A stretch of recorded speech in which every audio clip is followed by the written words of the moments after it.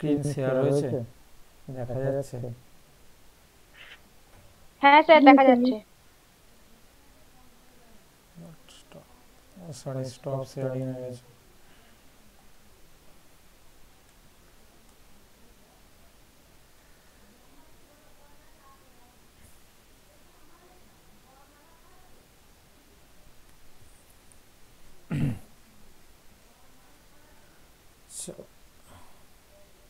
দেখো, স্ক্রিন দেখা যাচ্ছে তো?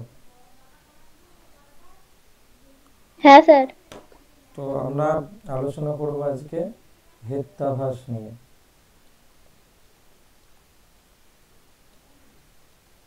হেত্যাভাস, হেত্যাভাস শব্দটির আমরা যদি ব্যুৎপত্তিগত দিক থেকে যদি আমি ভাঙি তাহলে কি পাবো বলো তো? হেতুর হেতুর আভাস বলতে পারি। ঠিক আছে, আভাস মানে কি?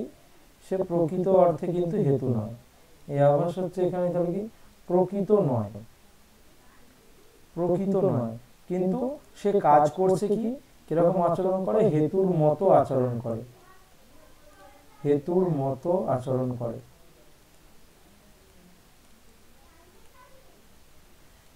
কিন্তু সে প্রকৃত হেতু হতে পারবে না। এই হেত্যাভাসকে মূলত কয় ভাগে ভাগ করা হয়েছে? হেত্যাভাসকে কয় ভাগে ভাগ করা হয়েছে? 5 ভাগে। এর আগে কি কি?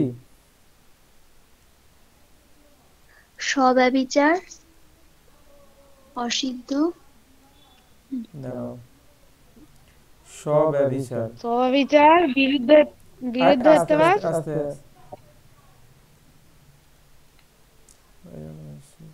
স্বব্যভিচার, তারপরে বিরুদ্ধ হেত্যাভাস, বিরুদ্ধ,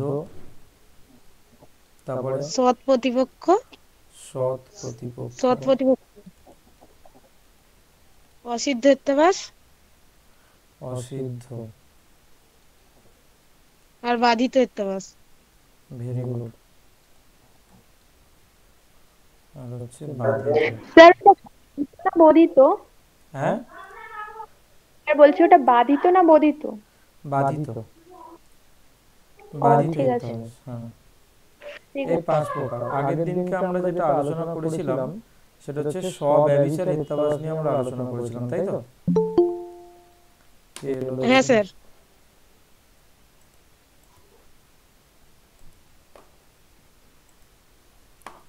আগের দিনকে আমরা আলোচনা করেছিলাম স্বব্যভিচার হেত্যাভাস নিয়ে।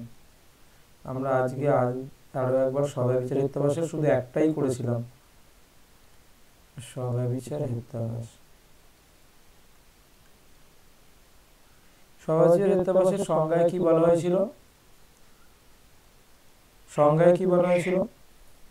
যে হেতু কোনো এক পক্ষে অব্যভিচারী রূপে থাকে না, উভয় পক্ষে ব্যভিচারী রূপে থাকে, তাকে স্বব্যভিচার হেত্যাভ্যাস বলে। বই দেখে দেখে কে বললি রে? আমি বলেছি, আপনি তো বললেন। বই দেখে কেন বলতে হবে? বই যেহেতু সাধ্যের সঙ্গে আবার কখনো সাধ্যের অভাবের সঙ্গেও থাকে, তাকে একদমই স্বব্যভিচার তাই, হেতু। একদম তাই, তাকে স্বব্যভিচার হেতু বলে। কি বলতে পারি? যে হেতু, যে হেতু সাধ্যের সঙ্গে থাকে, সাধ্যের সঙ্গে থাকে, আবার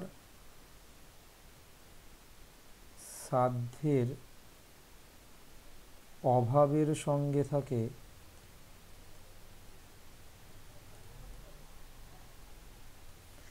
তাকে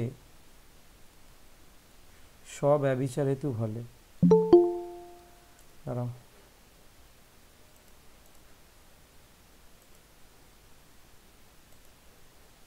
তাকে স্বব্যভিচার হেতু বলে। যেমন কি উদাহরণ হয়েছিল? উদাহরণে কি বলা হয়েছিল? যদি বন্যীকে আমরা হেতু ধরি, বন্যীকে আমরা যদি হেতু ধরি, ধূমকে, সরি, ধূমকে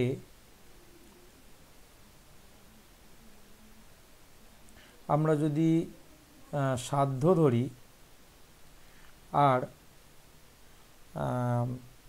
পর্বতকে যদি আমরা পক্ষ ধরি, এখানে কি দেখা যাচ্ছে, এই হেতু বন্যী যেমন ধূমের সঙ্গে থাকে, আর সাধ্যের অভাবের সঙ্গে বলেছে, সাধ্যাভাব তাহলে কী হবে, সাধ্যাভাব হচ্ছে ধূমের অভাব, তাই তো? সাধ্যাভাব কী হবে, ধূমের অভাব। তো কেউ একটু মিউট করে আনমিউট করে কথা বলবে। হ্যাঁ স্যার। ধূমের অভাব হবে, তাহলে সাধ্যাভাব হচ্ছে ধূমের অভাব। এই বন্যী নামক হেতুটা তো ধূমেতে সঙ্গে থাকে, আমি জানি, সেই দেখেই আমরা তো অনুমান করছি। কিন্তু এই যে বন্যী ধূমের অভাব যেখানে আছে, সেই রকম একটা স্থান হচ্ছে উত্তপ্ত লৌহপিণ্ড। উত্তপ্ত লৌহপিণ্ড, ইভেন আমরা কি বলবো, জ্বলন্ত স্টোভেতেও আমরা ধূম পাই না, তাই তো? তাহলে এই যে এইটাকে যদি আমি বন্যীটাকে যদি আমি হেতু করি, তাহলে এই বন্যী দেখা যাচ্ছে সাধ্যের সঙ্গেও আছে, আবার সাধ্যের অভাবের সঙ্গেও আছে। এই ধরনের হেতুকে আমরা বলতে পারি যে স্বব্যভিচার হেতু। এই রকম হেতু দিয়ে যখন আমরা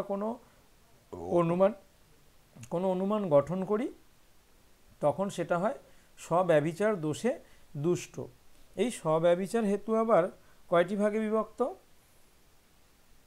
স্বব্যভিচার হেতু তিনটি। স্বব্যভিচার হেত্যাভাস কি কি? সাধারণ স্বব্যভিচার, সাধারণ স্বব্যভিচার আর অসাধারণ, তাই তো? আর একটা অনুপসংহারী, অনৈকান্তিক। আবার কে আসলো, দাঁড়াও, কি হলো, কে এসে আবার চলে গেল?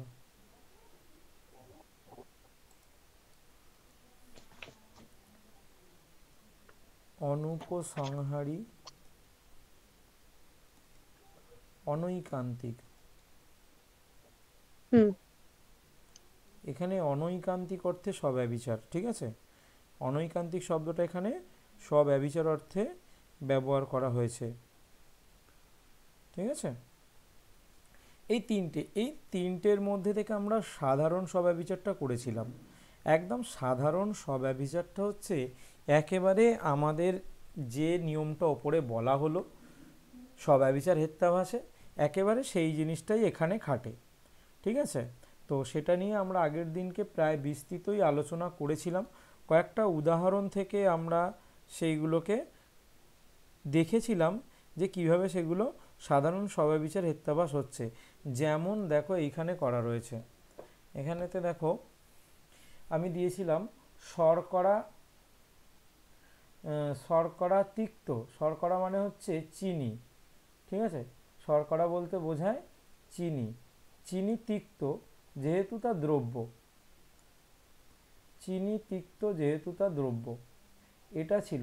এই অনুমানটা গঠন করে নেবে, ঠিক আছে? এই যে করেছো, আগে এইটা করে নিয়েছো, ঠিক আছে? আগে এইটা না করে আগে এইটা করবে, আগে অনুমিতিটাকে গঠন করবে, তারপরে এইগুলোকে সাজাবে।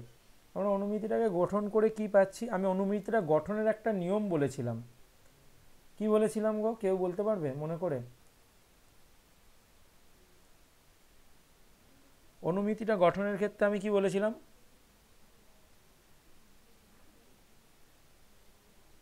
আগে আমাকে এখানে প্রথমত তো এখানে, হ্যাঁ কে বলছো বলো। হ্যাঁ, বলেছিলেন যে যেখানে হেতু সেখানে সাধ্য, আচ্ছা প্রথমেরটা ওটা হবে।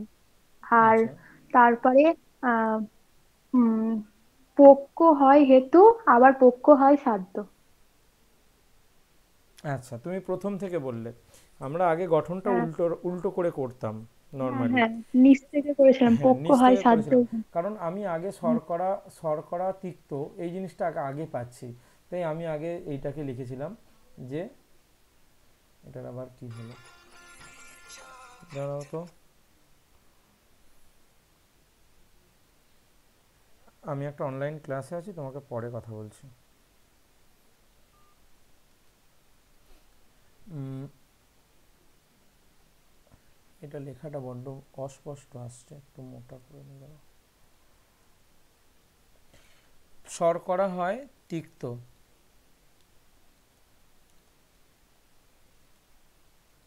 হয় তিক্ত, আচ্ছা এর তো লেখাই আছে।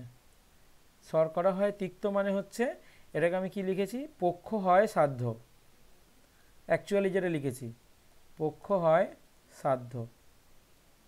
তারপরে কি লিখেছি, পক্ষ হয় হেতু, পক্ষ হয় হেতু। আর আর প্রধান আশ্রয় বাক্যে থাকবে হেতু হয় সাধ্য, হেতু হয় সাধ্য। এটাই তো, এটা বলেছিলাম। আর বলেছিলাম যে এইভাবে আমরা পক্ষ সাধ্য হেতু এগুলোকে তৈরি করে নেব, নিয়ে আমাদের প্রয়োজন মতো আমি জিনিসগুলোকে নেব। এখানেতে আমার একটাই প্রয়োজন, সাধ্যাভাবটাকে প্রয়োজন। সাধ্যাভাব হচ্ছে তিক্ততাহীন বা তিক্তহীন, যেটা তিক্ততাহীন হলে এটা ভালো হয়, তিক্ততাহীন, যেমন আপেল, লেবু ইত্যাদি।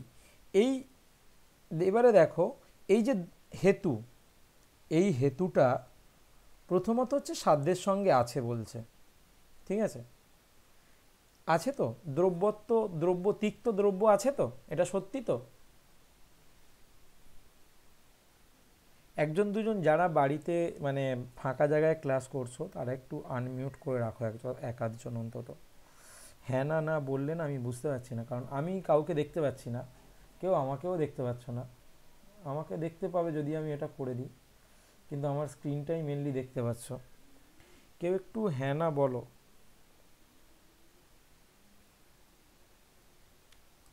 পায়েল কোথায় গেলে? হ্যাঁ পায়েল, স্যার। রমা, একটু হ্যাঁ না কেউ বলো, ঠিক আছে? যারা রয়েছে যে কেউ একবার টুকুস করে ট্যাপ করে হ্যাঁ না বলতে কতটুকু সময় লাগে, সবাই বললেও অসুবিধা নেই। এই যে দ্রব্যত্ব, তিক্ত দ্রব্য আছে আমরা জানি, ঠিক আছে, কারণ এই জগতে প্রায় সমস্ত মানে সবই হচ্ছে দ্রব্য, দ্রব্যের বাইরে তো কিছু পড়ছে না, তো সেগুলো সবই তিক্ত। কিছু জিনিস তিক্ত রয়েছে, আবার কিছু জিনিস তিক্তহীনও আছে। তিক্তহীন বলতে আমি বলতে পারি মিষ্টি, তিক্তহীন বলতে আমি বলতে পারি টক, বা আরও যা কিছু ঝাল, যা ইচ্ছা হতে পারে। তো সেইগুলো তাহলে, এই যে দ্রব্য এটা একটা হেতু হিসাবে এখানে ব্যবহার করা হয়েছে আলোচ্য অনুমানটাতে। এই অনুমানটাতে আমরা দ্রব্যকে হেতু হিসাবে ব্যবহার করেছি। এই দ্রব্য কখনো সাধ্যের সঙ্গে আছে তিক্ত, আবার কখনো সাধ্যের অভাবের সঙ্গে আছে, তাই এটাকে আমরা বলছি স্বব্যভিচার হেত্যাভ্যাস। আর এই দ্রব্যটা হলো স্বব্যভিচার হেতু, স্বব্যভিচার হেতু। বোঝা গেছে সুদীপা? আগের দিন কি অসুবিধা হয়েছিল? হ্যাঁ স্যার, বুঝতে পারছি। একদম ঠিক আছে। এবারে দেখো লেখাটা কি এরকমভাবে সুন্দর করে একটুখানি লিখে দেবে। কি লিখেছি এখানে, এখানে না লিখে আমরা লিখতে পারি আলোচ্য যুক্তিতে। আলোচ্য যুক্তিতে দ্রব্যত্ব, এইখানটাতে না একটা জিনিস কাজ করবে, আর একটা জিনিস একটুখানি আমি বাড়াচ্ছি, এইখানটাতে এইগুলো লিখে দেবে। আলোচ্য অনুমানটিতে বা আলোচ্য যুক্তিটিতে পক্ষ হচ্ছে শর্করা, সাধ্য হচ্ছে তিক্ত, হেতু হচ্ছে দ্রব্য।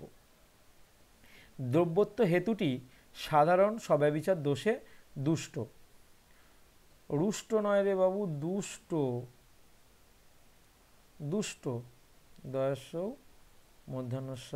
মধ্যাহ্নস্বয় ট, সাধারণ স্বব্যভিচার দোষে দুষ্ট।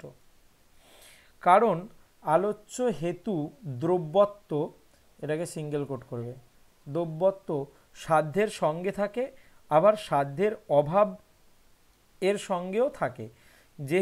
যে হেতু সাধ্য ও সাধ্যাভাব উভয়ের সাথে থাকে তাকে স্বব্যভিচার হেতু বলে। তাই আলোচ্য দোষটি সাধারণ স্বব্যভিচার দোষে দুষ্ট। ঠিক আছে, একইভাবে পরের আর একটা উদাহরণ নেওয়া হয়েছিল, গরুর শিং আছে কেননা তা প্রাণী। এখানে পক্ষ হচ্ছে গরু, সাধ্য হচ্ছে শিং, শিং নয় শিং বিশিষ্ট করবে। আছে মানে কি, শিং আছে, আছে মানে শিং বিশিষ্ট। সাধ্যা বাব হচ্ছে শিংহীন বা শিংবিহীন, হেতু হচ্ছে প্রাণী। এই প্রাণী, যেহেতু গরু একটা প্রাণী, তাই গরুর মধ্যে শিং আছে, অর্থাৎ এই হেতুটা শিং বিশিষ্টর সঙ্গে আছে, আবার শিংহীন যেগুলো তাদের সাথেও রয়েছে, যেমন সিংহ। হ্যাঁ, তাহলে এই হেতু প্রাণী, প্রাণী নামক হেতুটা দেখা যাচ্ছে আলোচ্য অনুমানে প্রাণী নামক হেতুটি যেমন সাধ্যের সঙ্গে অবস্থান করছে, তেমনি সাধ্যের অভাবের সাথেও এর অবস্থান রয়েছে। তাই যে হেতু সাধ্য এবং সাধ্যের অভাব উভয়ের সঙ্গে অবস্থান করে তাকে আমরা বলি, এখানে সুন্দর উদাহরণ দিয়েছে কুকুর বিড়াল, ভালো, সাধ্যের অভাব এবং সাধ্য উভয়ের সঙ্গে অবস্থান করে তাকে বলি স্বব্যভিচার হেতু। তাই আলোচ্য যুক্তিটি বা আলোচ্য অনুমানটি স্বব্যভিচার দোষে দুষ্ট। এখানে লিখেছ দুষ্ট, আর আগের জায়গায় কেন রুষ্ট হয়ে গেছিল কোয়েল? এই যে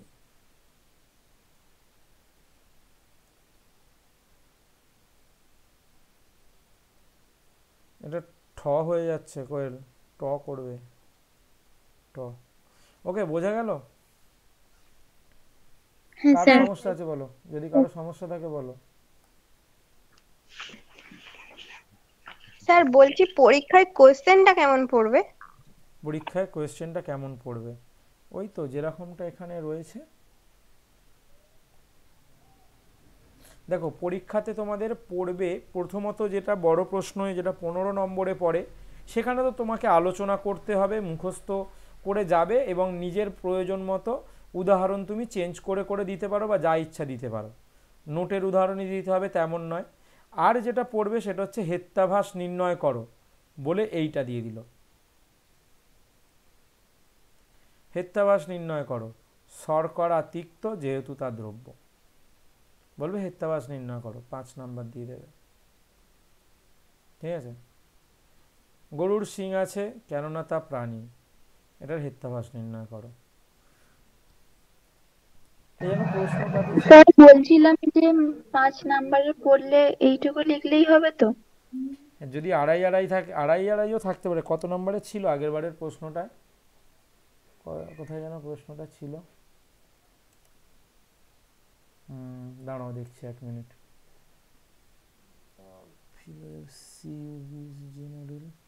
এসএসসিতে 1 মিনিট দেখছি, আছে।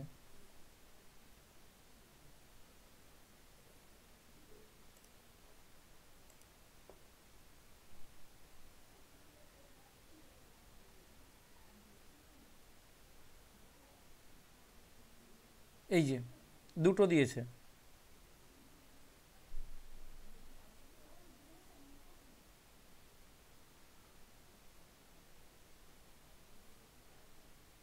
ঠিক আছে, এই যে এইখানে দিয়েছে, এই যে হেত্যাভাস নির্ণয় করে, এই একটাই দিয়েছে। হ্যাঁ, একটা দিয়েছে, একটাতেই 5 নম্বর দেবে তোমাকে। বন্যী অনুষ্ণ বা ঠান্ডা যেহেতু তা দ্রব্য। দেখি এটাকে আজকে এখান পর্যন্ত যাওয়া যায় কিনা। চলো এরপর আমরা দ্বিতীয়টাতে যাই। দ্বিতীয়টা কি? অসাধারণ স্বব্যভিচার হেত্যাভাস। সাধারণ স্বব্যভিচারটা হয়ে গেল, আমরা আগের দিনকেও ক্লাসে করেছিলাম, তাই এখানে আর বেশি ডিটেলসে গেলাম না। এখানে আমরা চলে যাচ্ছি অসাধারণ স্বব্যভিচার হেত্যাভাস। অনলাইনে ক্লাসের আর একটা মজা আছে, আমি যখন মানে ফিজিক্যাল ক্লাস করি সেখানে যা কিছু লিখি সব মুছে দিতে হয়, আর এখানে কিন্তু যা কিছু লিখছি সব রয়ে যাচ্ছে, এবং প্রয়োজনে এটাও আমি পিডিএফ আকারে বা আকারেও ক্লাসে মানে নোট হিসাবে দিতেও পারবো। অনেক সুবিধার অনলাইনের ক্লাসে। স্যার এটা কি ইউটিউবে ছাড়বেন? হ্যাঁ, দিয়ে দেবো। তোর কি তোর কথা স্যার কেন আমি আপনার শুনতে পাচ্ছি রে? হ্যাঁ, ওটাই বলছিলাম। ওইটা ওর মাইক্রোফোন, ওর হেডফোনটায় কিছু প্রবলেম আছে সুদীপার, ওই জন্য স্যার এটা। আমি হেডফোন তো ইউজ করিনি। ওই তাহলে তোরই যে কথাটা মাইক্রোফোন দিয়ে বেরোচ্ছে, মাইক দিয়ে মানে কি বলে, স্পিকার দিয়ে বেরোচ্ছে, সেটাই মাইক্রোফোন ক্যাচ করছে আবার, ওই জন্য ডবল শোনা যাচ্ছে। আমি যা বলছি সেটা আবার আমিও শুনতে পাচ্ছি। অসাধারণ স্বব্যভিচার হিত্যবাস।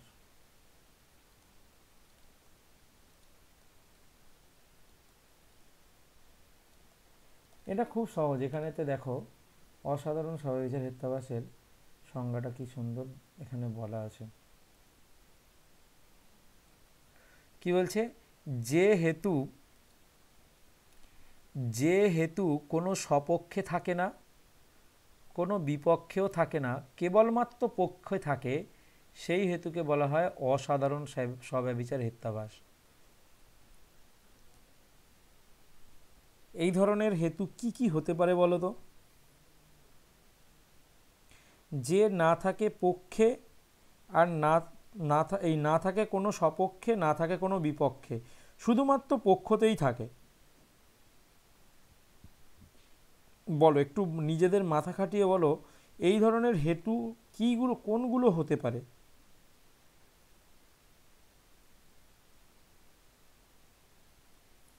কারোর আইডিয়া? নিচে একটা উদাহরণ দেওয়া রয়েছে, পড়ে দেখেও বলতে পারো।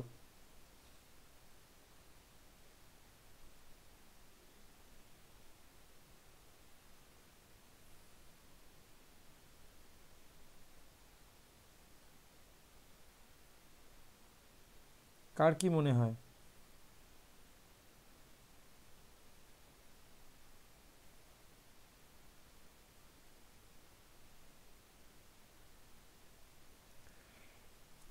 দেখো এই যে এটাকে কি করেছে, এখানের যে উদাহরণটা দিয়েছে দেখো, শব্দকে বলেছে নিত্য, যেহেতু তাতে শব্দত্ব আছে। আচ্ছা আমি এখানটায় লিখি আগে একবার, যেরকমভাবে অসাধারণ স্বব্যভিচার কাকে বলে?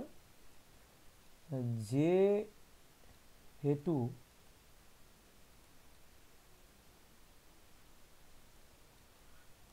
দেখেন, যে হেতু কোনো সপক্ষে থাকে না, কোনো বিপক্ষে থাকে না, যে হেতু কোনো সপক্ষে থাকে না,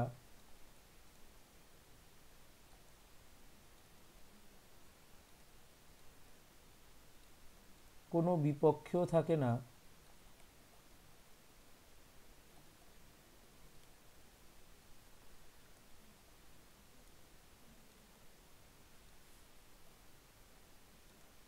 তাকে কেবলমাত্র পক্ষে থাকে। হ্যাঁ থাকে না, কেবলমাত্র পক্ষে থাকে, একদমই ওটাও লিখে দেওয়া উচিত, কেবলমাত্র পক্ষে থাকে।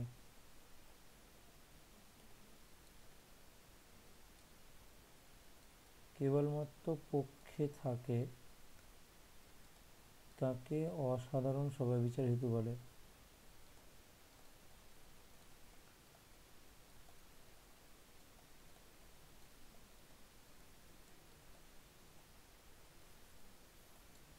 উদাহরণ কি বলা হয়েছে না, শব্দ শব্দ নিত্য। নিত্য।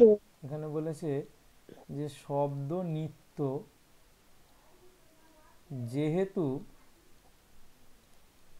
শব্দত্ব আছে, যেহেতু শব্দত্ব আছে, এই কথা বলেছে। আচ্ছা হুম, আমরা অনুমান গঠনে যাচ্ছি না, আগে পক্ষ সাধ্য হেতু বার করি। পক্ষ কি? শব্দ। শব্দ। গুড। সাধ্য কি? নিত্য। নিত্য। আর হেতু কি? শব্দত্ব। শব্দত্ব। আচ্ছা শব্দত্ব বিষয়টা কি মনে আছে? শব্দত্ব জিনিসটা কি? শব্দের গুণ তো স্যার। শব্দের গুণ, কিন্তু পুরোপুরি হলো না, শব্দের গুণ পুরোপুরি হলো না ব্যাপারটা। শুধুমাত্র শব্দের গুণ শব্দত্ব এটা নয়, একটু ভাবো। না, কে বলবে বলো, বলো একটু ভাবো, সন্নিকর্ষ থেকে ভাবো। সন্নিকর্ষে ছিল না, সমবায় সন্নিকর্ষ। শব্দের জাতি তো শব্দত্ব। একদমই তাই, শব্দের জাতি মানে সব শব্দে যে গুণটা রয়েছে সেটাই হচ্ছে শব্দত্ব। শব্দত্ব হচ্ছে শব্দের জাতিকে চেনার ক্ষেত্রে ব্যবহার করা হয়। আর এই শব্দত্বের কারণে আমরা যখন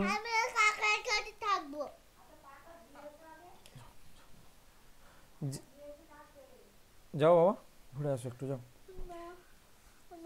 শব্দত্ব হচ্ছে তাহলে সকল শব্দের সাধারণ গুণ হচ্ছে শব্দত্ব, ঠিক আছে? অর্থাৎ যেটা সব শব্দের মধ্যে রয়েছে, জাতিকে আমরা যেভাবে চিনি, ঠিক আছে, শব্দত্ব। এই শব্দত্ব গুণটা শব্দ ছাড়া আর কোন জায়গায় থাকতে পারে? এর পক্ষ হয়, সপক্ষ আর বিপক্ষ হয়। তো পক্ষের সপক্ষ থাকে আর আমরা বিপক্ষ দেখতে পারি, কিন্তু এর কোনো সপক্ষ আর কি পাওয়া যাবে যেখানে শব্দত্ব থাকতে পারে? যেখানে শব্দত্ব থাকতে পারে এমন কোনো কিছু কি পাওয়া যাবে?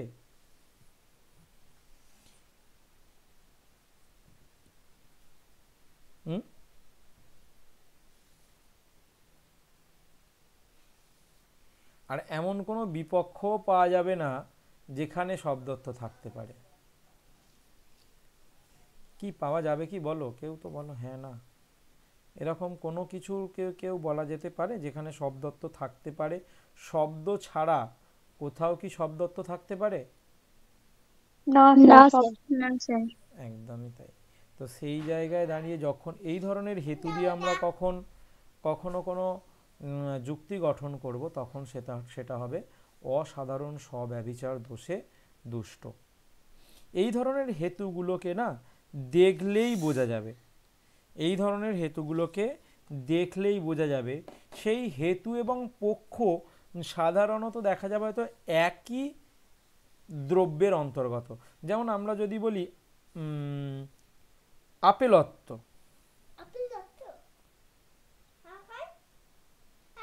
আপেলত্ব, আমি যদি বলি যে আপেল মিষ্টি কারণ তাতে আপেলত্ব আছে,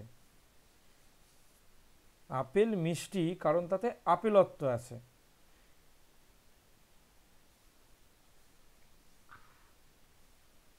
এই হেতুটা, আপেলত্ব হেতুটা আপেল ছাড়া আর কি কোথাও পাবো আমি? না স্যার। না স্যার। না স্যার। ঠিক তাই।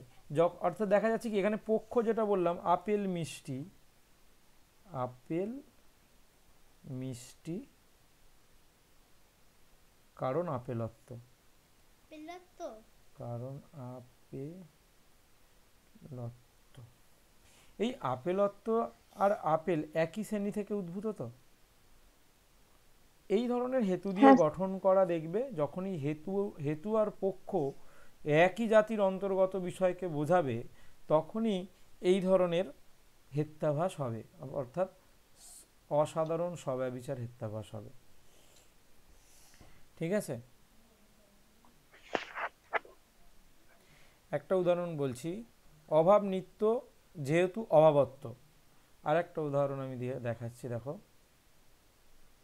অভাব নিত্য যেহেতু অভাবত্ব, অভাব নিত্য, বলো কে কি বলবে?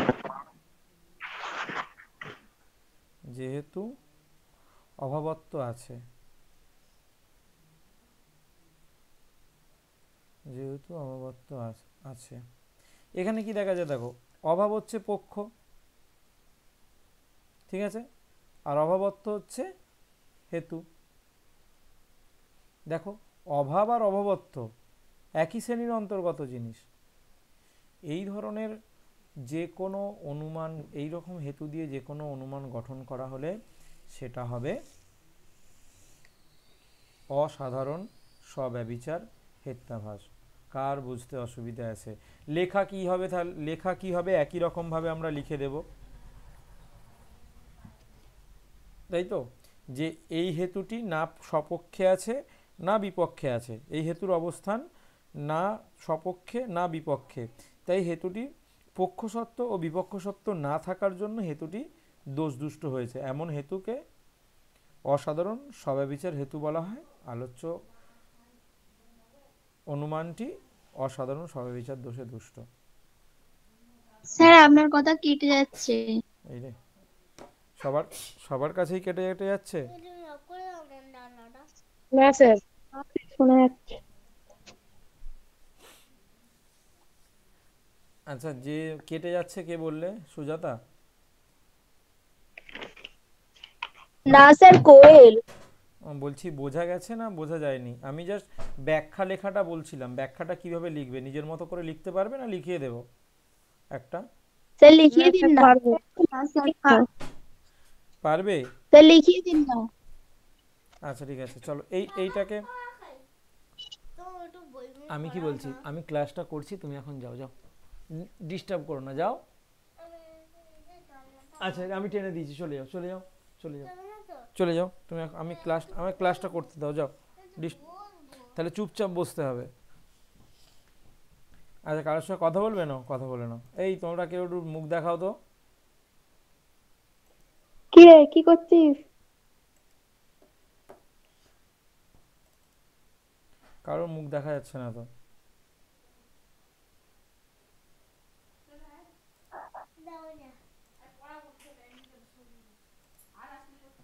দেখে দেখে না, দেখে না, কথা বলে না। এই কেউ একটুখানি ভিডিওটা অন করো না, এটাকে পাঠাই আগে, নাহলে ডিস্টার্ব করছে বড্ড।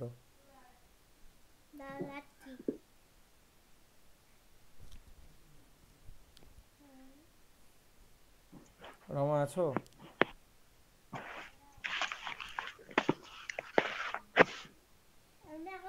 আচ্ছা, ওদের ওদের ডিস্টার্ব হচ্ছে, চলে যাও।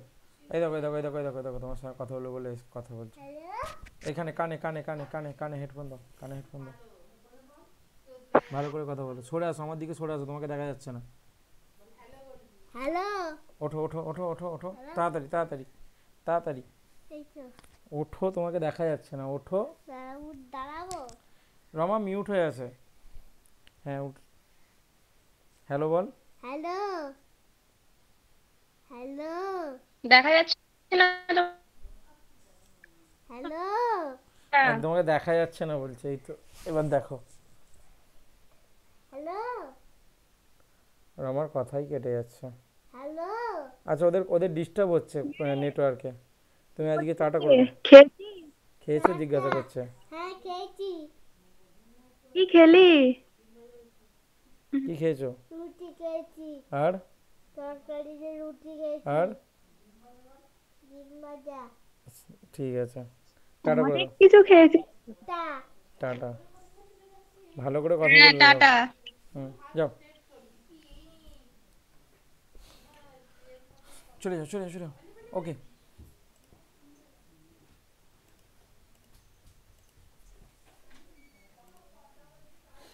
দেখো, আমরা প্রথমে অনুমানটিকে সাজাবো, এটা দেয়া থাকলে, ঠিক আছে।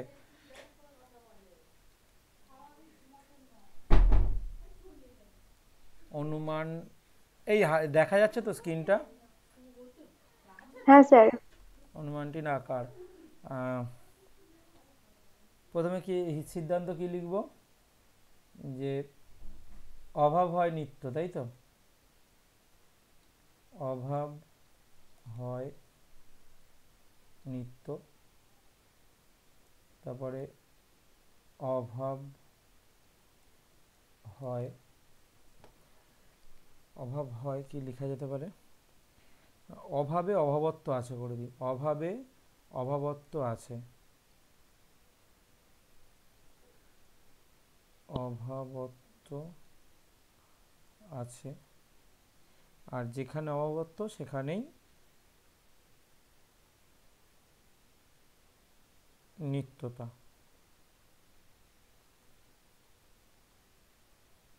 যেখানে অভাবত্ব সেখানেই নিত্যতা।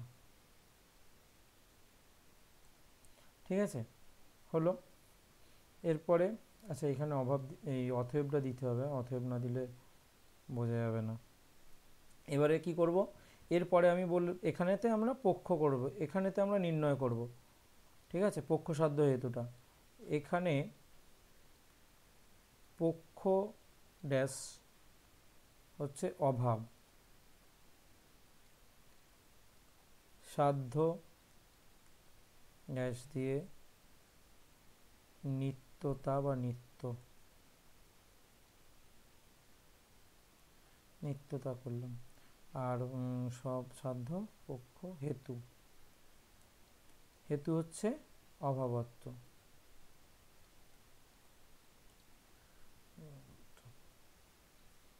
পাঁচটাতে লিখে দিচ্ছে। এখানে হেতু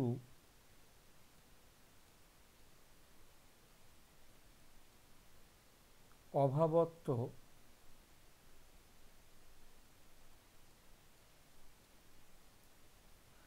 কেবল পক্ষ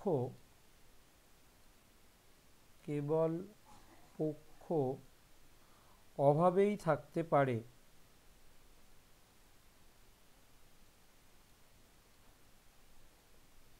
কেবল পক্ষ অভাবেই থাকতে পারে।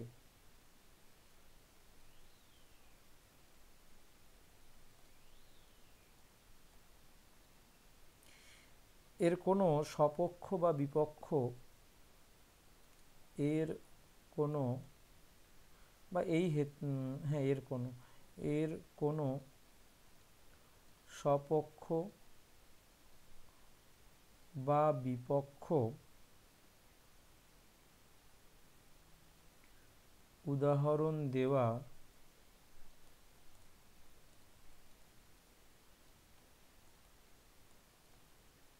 সম্ভব নয়। হেতুটির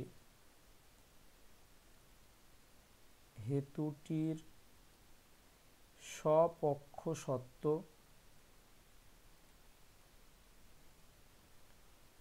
ও বিপক্ষ সত্য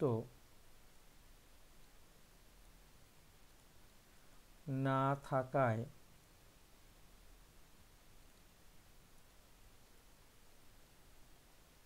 হেতুটিকে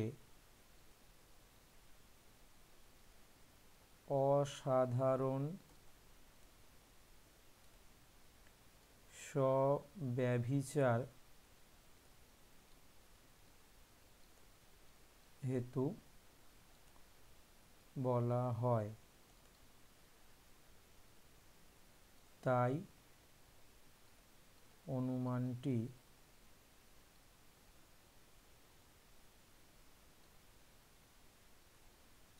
অসাধারণ স্বব্যভিচার দোষে দুষ্ট। হয়েছে? বোঝা গেছে? আনসার করো কেউ। হ্যাঁ স্যার। আগের দিনকে হ্যাঁ স্যার, আর কি সহজ। কথা কেটে যাচ্ছে তোমার। আগের দিনকে দেখলাম যারা লিখে পাঠিয়েছে একদম লেখাটা যেমন আমি লিখিয়েছিলাম তেমনটাকেই পুরো কপি করে বসিয়ে দিয়েছে। সব মনে হয় সঙ্গে সঙ্গে স্ক্রিনশট নিয়ে নিয়েছিল নাকি?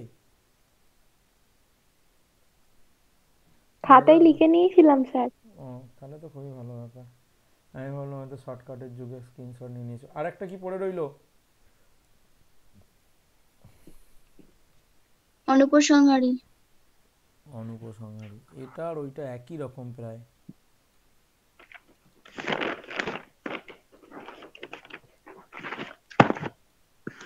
অনুপসংহারী অনৈকান্তিক।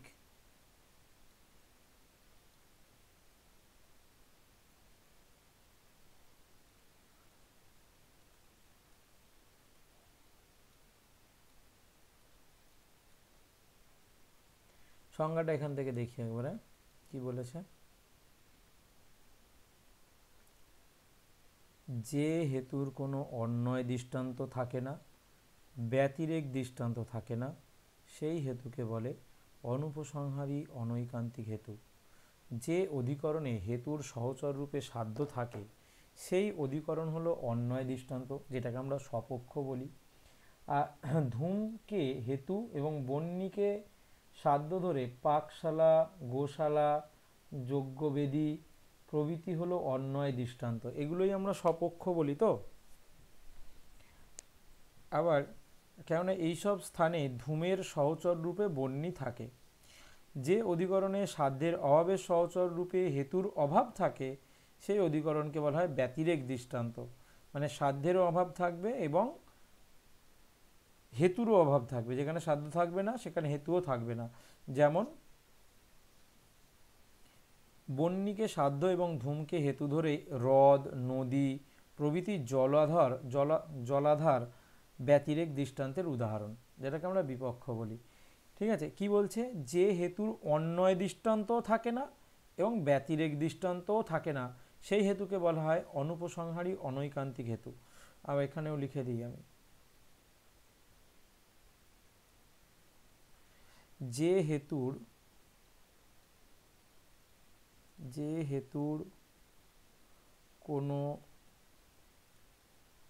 অন্বয় দৃষ্টান্ত থাকে না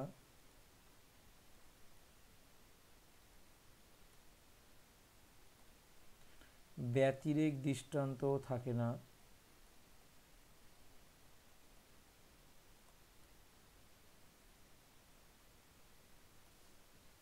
ব্যতিরেক দৃষ্টান্ত থাকে না সেই হেতুকে বলে অনুপসংহারী অনৈকান্তিক হেতু।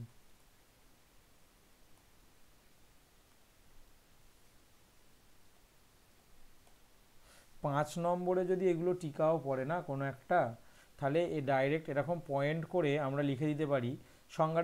এটাকে বলা হয় এই হেতু। প্রতি ক্ষেত্রে হেতুটা কাকে বলে বলবো, বলে দিয়ে লিখে দেবো যে এরকম হেতু দিয়ে গঠিত অনুমান অনুপসংহারী অনৈকান্তিক হেত্যাভাস দোষে দুষ্ট হয়, দিয়ে একটা করে উদাহরণ দিয়ে দেব। ঠিক আছে, এখানে কি উদাহরণ দেওয়া আছে দেখো তো। এখানে বলেছে সর্বম অনিত্যম প্রমেয়ত্বাৎ ইতি, অর্থাৎ সবই অনিত্য যেহেতু তা প্রমেয়। প্রমেয় মানে জানো, আগের দিনকে হয়েছে বোধহয়, কদিন আগে একবার হচ্ছিল।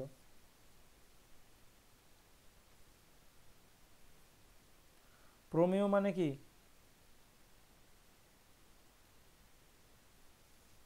যথার্থ জ্ঞান লাভ। না, ঠিকঠাক হলো না। যে যথার্থ বস্তুর জ্ঞান হয়। একদমই, যে বস্তুর জ্ঞান হয়। যে বস্তুর জ্ঞান হয়, যে বস্তুর জ্ঞান হয়, অর্থাৎ আমরা যখন দেখে বলছি যে এটি একটি গোলাপ ফুল, একটা ফুল দেখে, সেখানে ফুলটা হচ্ছে প্রমেয়। ঠিক আছে, বলছে সব অনিত্য, অনিত্য মানে নিত্য নয় যা, যেহেতু এটা প্রমেয়। এইখানে দেখো, এখানে কোনটা হেতু? বিচারে চলে যাই, সব অনিত্য যেহেতু প্রমেয়।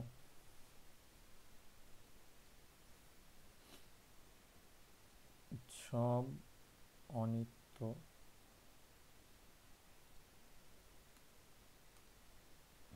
যেহেতু সব প্রমেয়।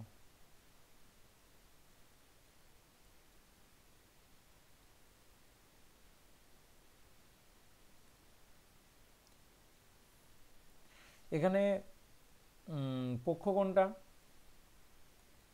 সব। সব ব্র্যাকেটে বস্তু অবস্তু যা আছে সব, তাই তো। আর সাধ্য অনিত্য। অনিত্য। হেতু প্রমেয়। প্রমেয়। আচ্ছা, এবারে বলো প্রমেয় এইটা হেতু, এই হেতুটা প্রমেয় মানে কি? যা কিছু জানা যায়, যাকে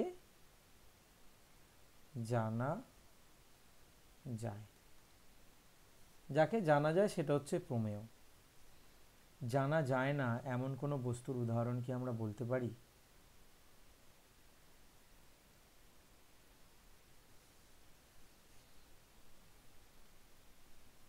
জানা যায় না এমন কোনো কিছুকে কি আমরা পাই যেখানে সাধ্যের অভাব থাকবে এবং প্রমেয়েরও অভাব, হেতুরও অভাব থাকবে? প্রমেয়বিহীন কোনো কিছু কি হতে পারে?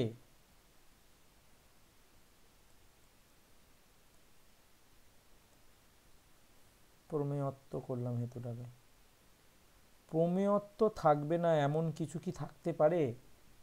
আমি যা কিছুকেই জানতে যাই না কেন তারই প্রমেয় থাকবে, তাই তো?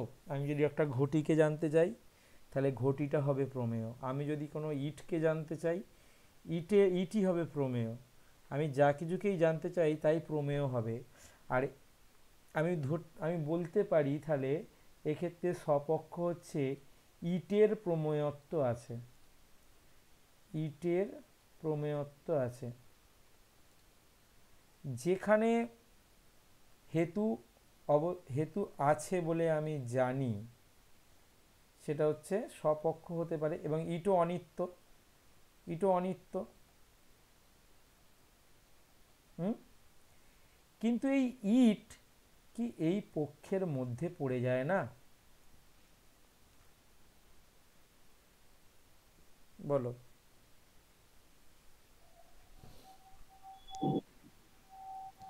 এখানটা একটু ভালো করে বুঝে দেখো। ইট ইট নামক যে বস্তুটা তার প্রমেয়ত্ব আছে এবং সেটা অনিত্যও বটে। তাহলে এটাকে আমি স্বপক্ষের উদাহরণে বলতে পারি। কিন্তু এই যে ইট এইখানে যে পক্ষ সবের মধ্যেই তো ইট আছে, তাহলে তাকে আমি আবার নতুন করে কি স্বপক্ষ বলতে পারি?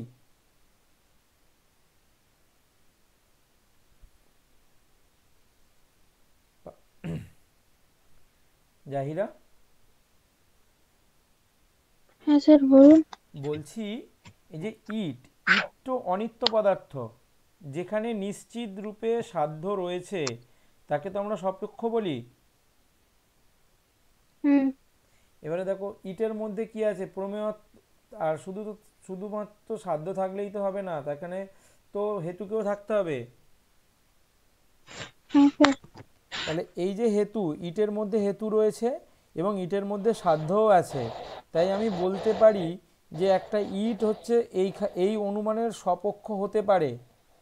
কিন্তু এইখানে যে স্বপক্ষ, এখানে যেটা পক্ষ মেনলি, এই পক্ষ সবের মধ্যেই তো ইট আছে নাকি না ইট সবের বাইরে আছে? ইট কি সব বস্তুর বাইরে আছে? সব বস্তুর বাইরে নেই, না, মধ্যে তাহলে আছে। সব বস্তুর মধ্যে রয়েছে। তাহলে আমি একে নতুন করে স্বপক্ষ বলতে পারি না, যেহেতু সব বস্তুই যেহেতু এখানে পক্ষ, তাই এর নতুন করে স্বপক্ষও থাকতে পারে না আর বিপক্ষও থাকতে পারে না। অর্থাৎ এর অন্বয় দৃষ্টান্ত এবং ব্যতিরেক দৃষ্টান্ত কোনোটাই দেওয়া সম্ভব নয়। এই ধরনের ক্ষেত্রে যে হেত্যাভাস ঘটে সেটা হচ্ছে অনুপসংহারী অনৈকান্তিক হেত্যাভাস, যার কোনো স্বপক্ষীয় উদাহরণ দেওয়া যায় না, কোনো বিপক্ষীয় উদাহরণও দেওয়া যায় না, যার কোনো অন্বয় দৃষ্টান্তও দেওয়া যায় না এবং ব্যতিরেক দৃষ্টান্তও দেওয়া যায় না, তাকে আমরা এইরকম বলতে পারি। বলো কার বুঝতে অসুবিধা আছে?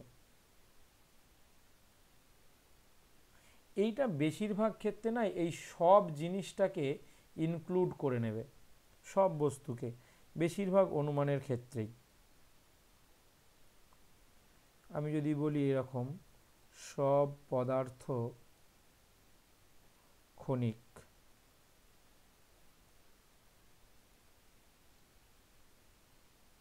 যেহেতু তা সৎ।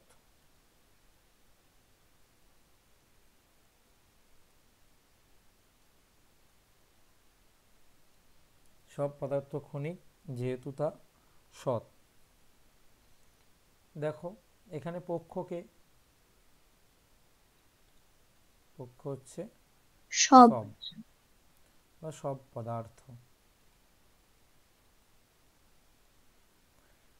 হেতুকে, আচ্ছা আগে সাধ্যকে ক্ষণিক।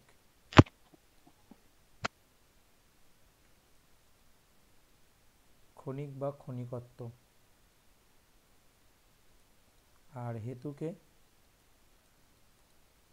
হচ্ছে সৎ বা সৎ। সত্তা, সৎ যেটাকে আমরা বলি সত্তা।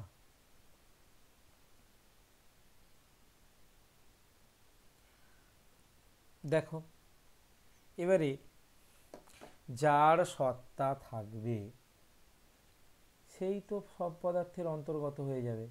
তাহলে এর তো আমি অন্যয় দৃষ্টান্ত কি দেব, একই রকম দৃষ্টান্ত কি দেব, দেয়া সম্ভব নয়। আবার সত্তা যার নেই তারও কোনো উদাহরণ আমরা দিতে পারবো না। সত্তা যার নেই তাকে কি আমরা ব্যাখ্যা করতে পারি কোনোভাবে? তাকে আমরা কোনোভাবে ব্যাখ্যা করতে পারি না। তাই এখানে সৎ বা সত্তা হেতুটি অনুপসংহারী অনৈকান্তিক হেত্যাভ্যাসে দুষ্ট। বোঝা গেছে? আর কার অসুবিধা আছে?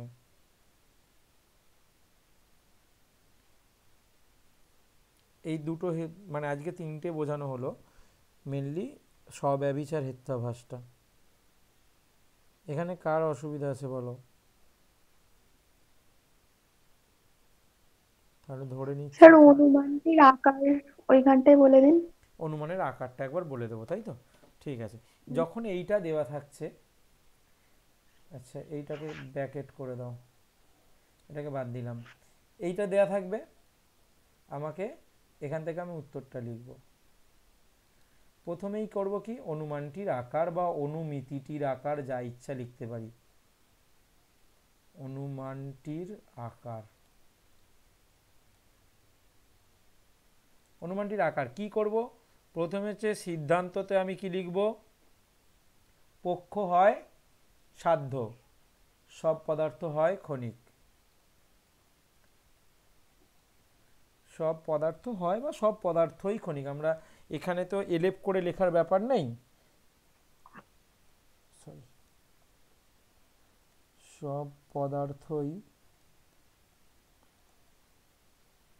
ক্ষণিক। অপ্রধানাশ্রয় বাক্যে কি হবে? পক্ষ হয় হেতু, তাই তো? তাহলে সব পদার্থ হয় সৎ, আর তারপরে কি হেতু হয় সাধ্য, যা সৎ তাই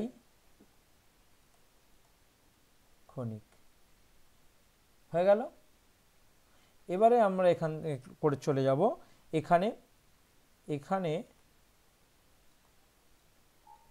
পক্ষ ড্যাশ দিয়ে সব পদার্থ,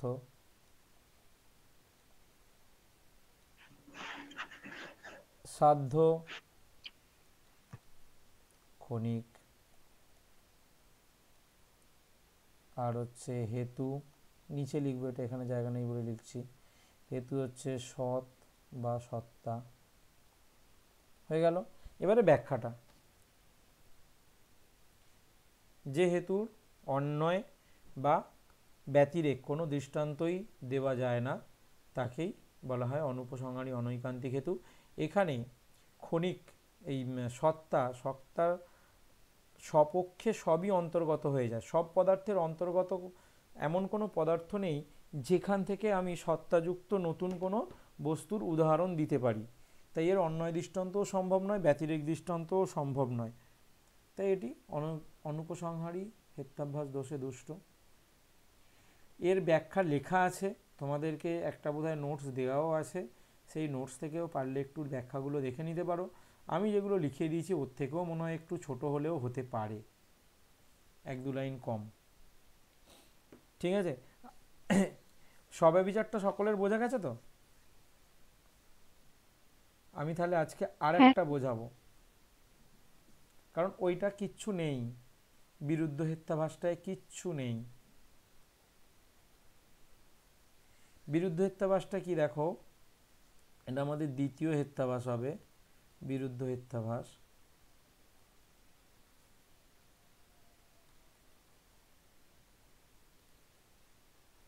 সে বিরুদ্ধ কথার অর্থ কি গো?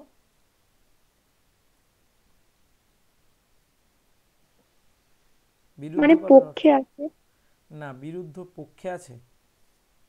মানে উম, বিরুদ্ধ মানে হচ্ছে স্যার, বোঝাতে পারছি না কিন্তু আমি বুঝতে পারছি। বোঝাতে হবে তো। আচ্ছা, মানে হেত্তাবাসের দিক। উম, হ্যাঁ বলো। না আপনিই বলুন। না না, বলো না, চেষ্টা করো না, অসুবিধার কি আছে। স্যার যেটা না বিপরীতে থাকে ওটা। একদমই তাই, যেটা বিপরীত কথা বলবে, যেটা উল্টো কথা বলবে, বিরুদ্ধ কথা বলবে, তোমার কথার বিপরীতে কথা বলবে। হ্যাঁ স্যার, অর্থাৎ এটাই আমি বুঝতে পেরেছি হ্যাঁ, কিন্তু বোঝাতে পারছি। হ্যাঁ, যে হেতুটা সাধ্যকে প্রমাণ না করে, সাধ্যকে সাধন করা মানে হচ্ছে সাধ্যকে প্রমাণ করা। আমি ধূম দেখে আগুনকে প্রমাণ করছি, তাই তো? অর্থাৎ সাধ্যকে সাধন করছি, ঠিক আছে? তা না করে, সাধ্যকে সাধন না করে সাধ্যের অভাবকে যদি সাধন করে, সেটাই হচ্ছে বিরুদ্ধ হেত্যাভাস। দেখো এখানে সেটাই বলেছে।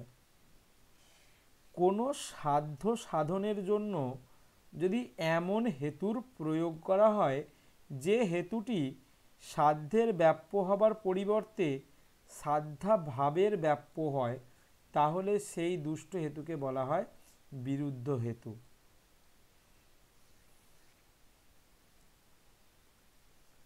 উম, এটা বোঝা, যেহেতু প্রস্তাবিত সিদ্ধান্তের বিরোধী সিদ্ধান্ত প্রতিষ্ঠা করে। সহজে বোঝার জন্য এই লাইনটা বলা যেতে পারে। আমি যেটা বললাম ওটাই আমি লিখব, তবু আর একবার এখানে দেখিয়ে দিচ্ছি। যেহেতু প্রস্তাবিত সিদ্ধান্তের বিরুদ্ধ সিদ্ধান্তকে প্রতিষ্ঠা করে।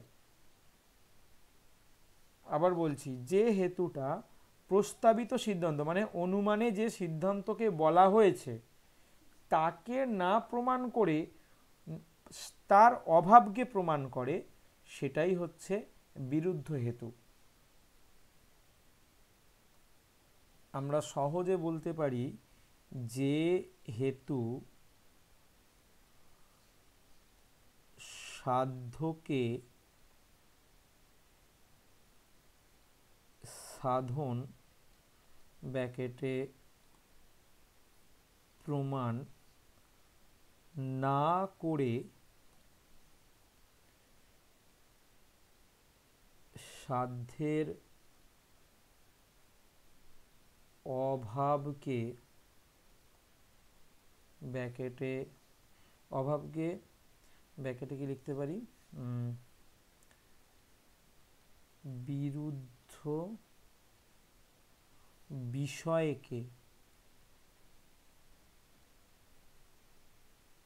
বিরুদ্ধ বিষয়কে সাধন বা প্রমাণ করে,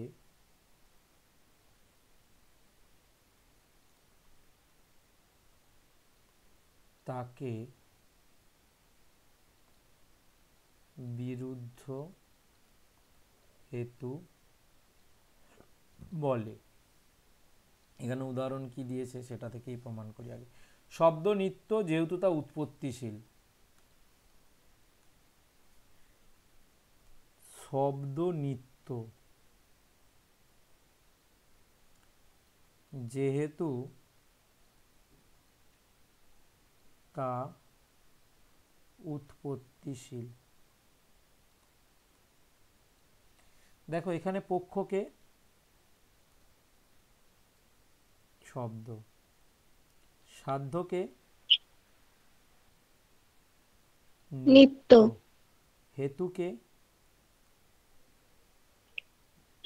উৎপত্তিশীল বা উৎপত্তিশীলতা। উৎপত্তিশীল। উৎপত্তিশীলতা এটা লিখছি, ঠিক আছে?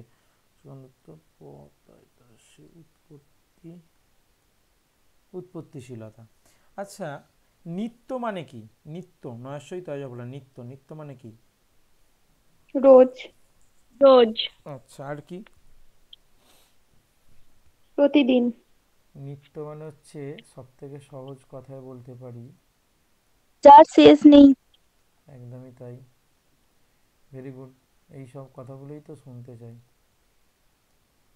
চিরকালীন, তাই তো? যার উৎপত্তি বা বিনাশ নেই বলতে পারি, সেটাই নিত্য তো, যার উৎপত্তি বিনাশ নেই সেই তো নিত্য নাকি? হ্যাঁ স্যার। হ্যাঁ। হেতু কি বলছে? হেতু বলছে উৎপত্তিশীল। আমরা কি জানি? আমরা সাধারণ জ্ঞানে আমাদের কি আছে? হুম,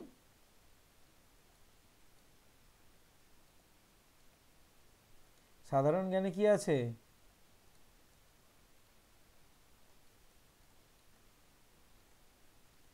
এটা তো, যার উৎপত্তি আছে তার ধ্বংস আছে, তাই তো? এটাই জানি তো। হ্যাঁ স্যার। তাহলে এই উৎপত্তিশীলকে কোনোদিনও যদি হেতু করে আমি বলি যে সেটা নিত্য, তাহলে এই উৎপত্তিশীলতা হেতু কি নিত্যতাকে সাধন করবে, না উৎপত্তিশীলতা ধ্বংসকে সাধন করবে? উৎপত্তিশীলতা কি কখনো নিত্যতাকে সাধন করতে পারে, প্রমাণ করতে পারে? উৎপত্তিশীলতা তো সর্বদাই ধ্বংসকে, যার উৎপত্তি আছে তার ধ্বংস আছে। অর্থাৎ এই ধরনের যে হেতু, যে সাধ্যকে সাধন করতে গিয়ে সাধ্যের বিরুদ্ধটাকেই প্রমাণ করে দেয়, তাকেই বলা হচ্ছে বিরুদ্ধ হেত্যাভ্যাস।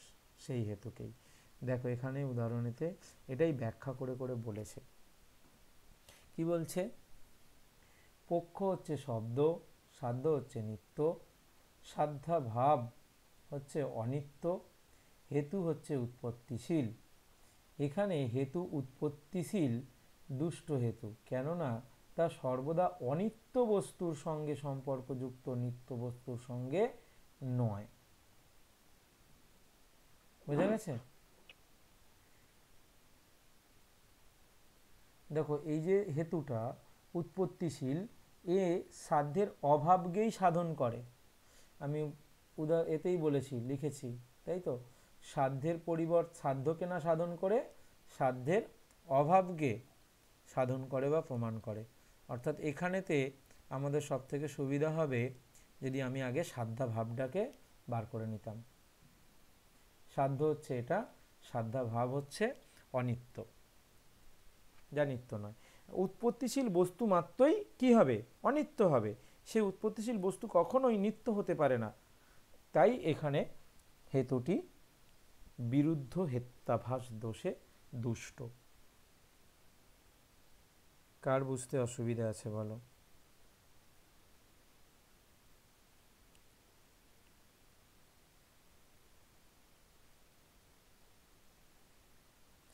কার বুঝতে অসুবিধা আছে? কারো বুঝতে অসুবিধা নেই? এত সুন্দর বোঝাচ্ছি হেত্যাভাস, ভাবা যায়? আরে কার অসুবিধা আছে বলো? স্যার বলছি আজকে আর কটা বোঝাবেন? না না, আজকে আর নয়, আজকে এখানেই শেষ। এরপরে হলে স্যার তোমাদের দেখুন মাথার না, উপর দিয়ে যাবে। আমার বলো না। কি তাড়াতাড়ি নেট শেষ হয়ে যাচ্ছে কেন? আমার আমার কি এক্ষুনি 500 MB শেষ। কি বলো গো? আমি তো সব নেট কমিয়ে রেখেছি, দাঁড়াও তবু আরেকবার দেখি। আমার হ্যাঁ স্যার, অনেক নেট শেষ হয়ে যাচ্ছে। এই ও কালকে আমার, আমি আবার আচ্ছা আচ্ছা, সরি করেছি sorry sir. Sorry sorry sorry, আমার মনে হয় কালকের পরে তো আমি এটাকে একটু সারিয়েছি, সারাতে গিয়ে সব পুরনো সেটিংগুলো মনে হয় গেছে। একটু আগেই তো বলবে যে স্যার হুড়ুর করে না, এই তো 180 স্যার সব থেকে লো ভিডিও করা রয়েছে। আমার ভিডিওটা চালু ছিল, এইটা একটা কারণ হতে পারে। এটা একটা কারণ হতে পারে। আমি তো সব লো করে দিচ্ছি, চেঞ্জ। এই তো দেখো না, ভিডিও দেখো সব থেকে কমটাই করা আছে, লো ডেফিনেশন, তোমরাও দেখতে পাচ্ছ।